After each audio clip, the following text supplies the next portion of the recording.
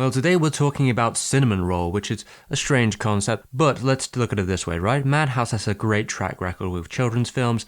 We have the director of Night of the Galactic Railroad here, who himself was a veteran of the industry since the days of Toei, working on many of their earliest movies, as well as Mari Okada, who did the script. This was the first movie she ever worked on, and while this is still kind of early in her career, it's generally that point where she starts moving into serious compositions and much bigger projects. I mean, nowadays, she's working on directing, right? And I'm generally a fan of the work I've seen of hers.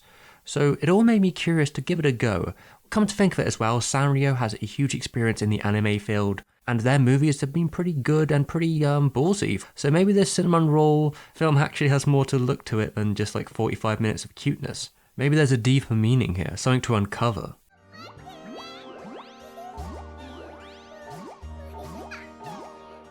First things first, right? Cinnamoroll. Just hanging out in the clouds, doing as he does, jumping from place to place. Some sort of nameless fluff monster at this current point. Just having a grand old time, right? But then falls down to earth in a sort of ungraceful manner.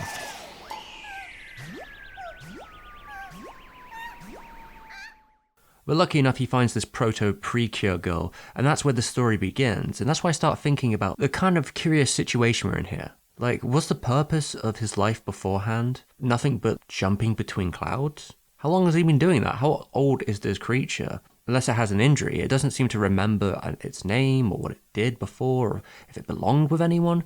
There seems to be a lot of factors there. Just like, is this film going to be around Cinnamoroll? Like, is it all about Cinnamoroll finding their purpose in life? Finding friendship? I mean, it seems like they were pretty lonely beforehand.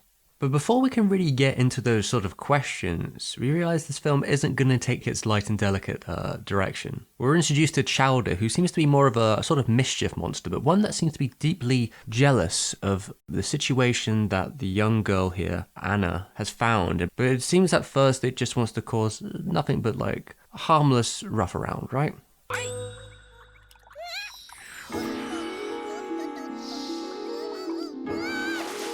Little bits of quirkiness there, but then things start to get messy. Like this little Chowder character, his unhealthy obsession gets really ugly. And that's when I started noticing that the music, for like effectively a very child-friendly sort of approach, the music in this movie is pretty good.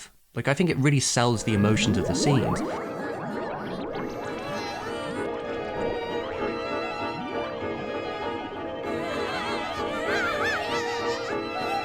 I was correct, guys. I was correct.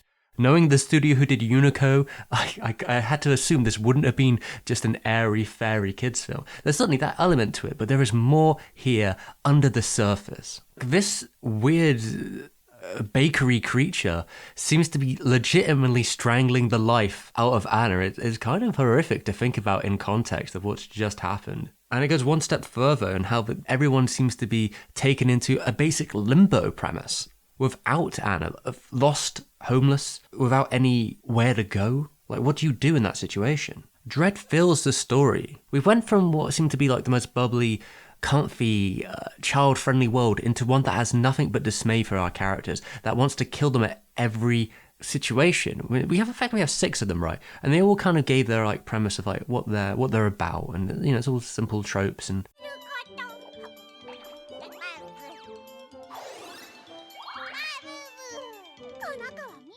Are any of them really qualified to save? They're effectively like these small little maybe puppy creatures.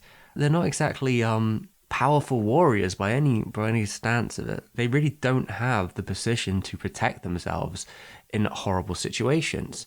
In fact, not 10 minutes into this world, they are literally gobbled up by the trees themselves. And yeah, again, there is no way they can escape these situations. They just seem to fall further and further into the pits. Like, it all is kind of still whimsious and funny, but like when you really think about the characters put in these positions, each of them named after edibles, and yet they're all, gobbled up in an instant. It's almost like a descent into hell. Though at the moment's look, you think perhaps they've fallen into a much nicer situation, right? But then you kind of realize that there's a dark undercurrent to it all, and this is more of a land of gluttony, further into those rings of descent than you could possibly imagine. Are they really dead at this point? It seems that it could have been considered that they were in limbo. Now they've been literally eaten. Like, there isn't much way back from there. Yeah, I don't know.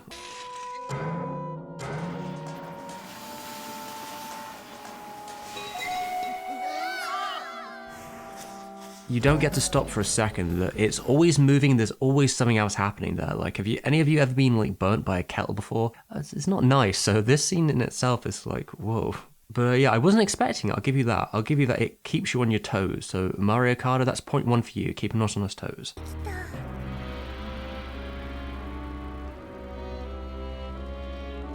And then there's an oven, and they're gonna get baked. This is where I really think that the hell metaphor seems to even be less of a joke and more salient. That this is possibly the second or third time where there doesn't seem to be much way out for these young characters, and they will just melt to a crisp. And there wasn't exactly an easy way to get themselves out of it. This was no cakewalk, let's say. We're done. This film's ending 20 minutes earlier. We're gonna fry them. And then luckily some stupid gag actually gets them out of there. But like it really makes you wonder, like, if they want, you know, the logic of a child in a dream world situation, this is an Alice in Wonderland kind of event, they'd be done for. They had no plan. It really does feel like a fever dream at times, as Anna has woken up on this even more unhealthy situation where the character that was once strangling her now has a possessive energy towards her, almost like this character's Chowder, like it's a combination of all the unhealthy obsession he seemed to be holding, the toxic behavior is all being manifested into one character who is gonna keep her caged like a bird for the rest of time.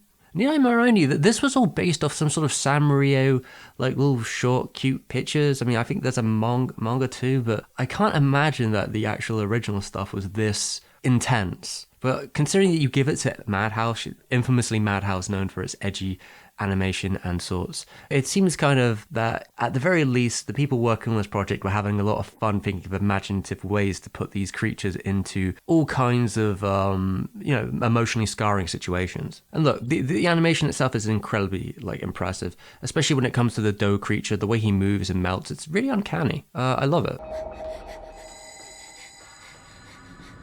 And the way that the kingdom melts, it kind of recalls stuff they'd done in Paprika a year earlier.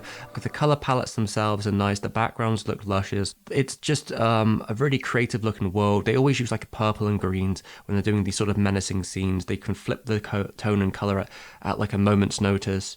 You can tell that it's definitely a veteran working on this sort of project, and that they have people who know what they're doing. Like, it would have been so easy just to make this a disposable project. Like, they didn't really have to go this hard on things like the collapsing castle.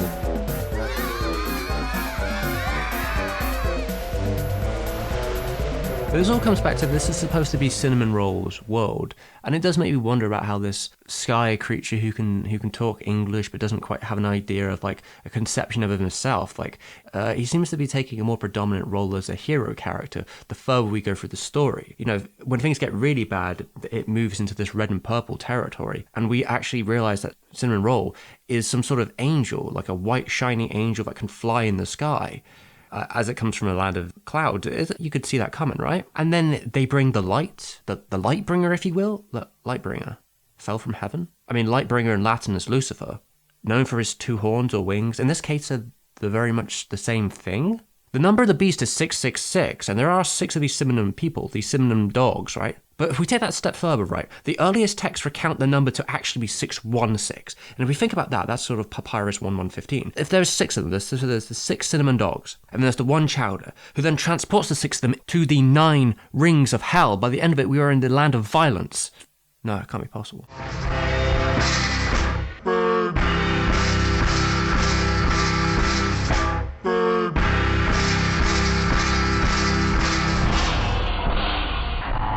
Cinnamon is the devil. He vanquishes God, I guess, or effectively the god of this universe, to remove himself from the rings of hell. Well, I mean, I guess like they said in the 90s, right? These Japanese cartoons really are, like, satanic. Now, what does that mean for this show? Is this what Mari Okada is going for? I don't know what's happening. It's just like a little dog having a fun adventure. I don't know. It's about cinnamon fucking rolls. It's something to do with existential horror, I guess. And in the end, everyone becomes friends. That was nice, right? Chowder becoming friendly with them. It's almost like he threw away his bad behaviors, kind of maybe some sort of reaction on the idea that, you know, toxic behaviors and possessiveness aren't the way to actually truly make friends or exist within, a community. And the outro song is pretty jamming as well. I actually quite like this song.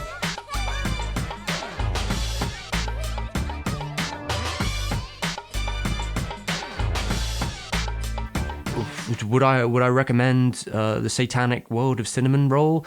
Yeah, sure. I mean, I got more than I could have ever expected from this 45-minute short. It's both cute and a little hellish, and if you've got enough malice, you'll probably enjoy watching all these little Sanrio mascots suffer, and, perhaps never be the same again. What have you got left to lose? I mean, less than I, I'm sure. Less than I. Well, there you go. That was Madhouse month, day, whatever it is today. And I got to thank the patrons real quick. So we got Alex Moriarty, Joven, Daniel Strait, and that Puerto Rican guy. And I'll see you again in the next couple of days. I love you all. Subscribe, ring that bell for more satanic content, I guess. And, don't always judge a book by its cover.